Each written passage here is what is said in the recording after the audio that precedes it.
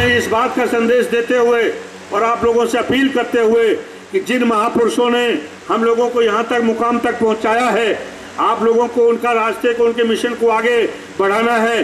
ऐसी कोशिश होना चाहिए, हमें ऐसा गर्व होना चाहिए कि जब किसी भी परिवार में बच्चा पैदा हो तो वो बच्चा पैदा अंबेडकर पैदा हो, कांशीराम पैदा होना चाहिए। अगर बेटी पैदा होती है, मायावती पैदा होना चाहिए। आप लोगों को संस्कार उसको मायावती जी बना सकते हैं, बाबा साहब की तरह बना सकते हैं। इसी हमारे मीडिया के साथी, उनका बहुत थैंक्स अदा करता हूँ कि जिस तरह से मनुवादी मीडिया के लोग जो बिकाऊ हैं, बहुजन समाज की इतनी बड़ी ताकत जो पूरा देश पुकार रहा है कि 19 में प्रधानमंत्री कौन, पूरा देश कह रहा बहन कुमारी मायावती जी है, लेकिन उनके मीडिया के लोग जो बिके हुए लोग हैं उनको मायावती नजर नहीं आती। इतना बड़ा विशालकाय हाथी नजर नहीं आता, हाथी जैसी ताकत नजर नहीं आती। इसलिए मैं तमाम मीडिया के और जो हमारे साथी हैं उन लोगों ने, मैं समाज पर गर्व महसूस करता हूँ कि जिस समाज को जितना भी दबाया जाता है उसे कोई दबाने वाला नहीं होता, उतना ही वो आगे बढ़ता है। इसलिए साथियों, आज इस समाज में तमाम नौजवानों ने, हमारा मीडिया के साथी मीडिया के क्षेत्र में भी जा रहे हैं, व्यवसाय रोजगार में भी जा रहे हैं, तो मीडिया के उन बंधुओं का मैं थैंक्स करना चाहता हूं कि आज जो मीडिया जो है, जो उनके हाथों में बिकी है, उसका जवाब हमारे छोटे मोटे हमारे साथी समाज के लोग, छोटा ही सही लेकिन बड़ा मैसेज देने का काम करते हैं। ऐसे मीडिया के बंधुओं को मैं हौसला अफजाई करते हुए मैं उनको ये आह्वान करता हूं और भरोसा दिलाना चाहता हूं कि एक बार आप सबकी ताकत अगर मिल गई और 2019 में हमारे हाथ में सत्ता आई तो बहन कुमारी मायावती जी उन झूठे और बिकाऊ मीडिया को भी होगा, आप लोगों को पूरा मौका मिलेगा कि आप लोगों को सच बात कहने के लिए आप लोगों को सारे संसाधन भी आपको देंगे और हर समाज को, हर वर्ग को, हर हाथ को काम देने का काम करेगी हमारी बहुजन समाज पार्टी की सरकार। इसलिए साथियों, अपील करते हुए कि आप लोग इस मैसेज को, मैंने कोई भी बात अलग से नहीं बोली है, मैंने महात्मा संत गुरु की बताई हुई बात को बोला है, जो आप लोग उसमें पढ़ते हैं उसको बोला है, आवाज़ मैंने ज़रूर दी है, शब्द हमारे महापुरुषों के हैं, हमने उसमें आवाज़ दे दी है और आप लोग इस संदेश को घर घर तक पहुंचाने का काम करेंगे।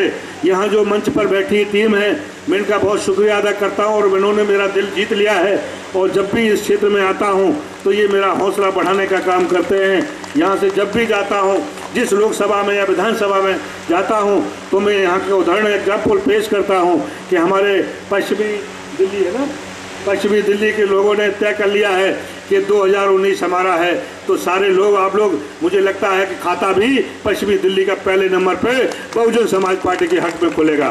तो इन्हीं सब तो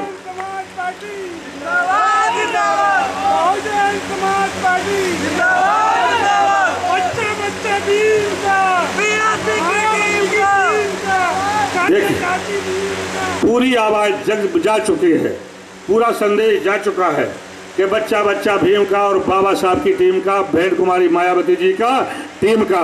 मैं इतना एक अपील और करना चाहता हूं जो नौजवानों के हित में है, नौजवानों के हक में है। कोई भी चीज़, जब एक सिस्टम है प्रकृति का कि पहले बच्चा होता है फिर वो बड़ा होता है और एक अवस्था ऐसी आती है कि किशोरावस्था, जो बीच की अवस्था, उसको अपनी ज्ञान नहीं होता, अपनी समझ कम होती है।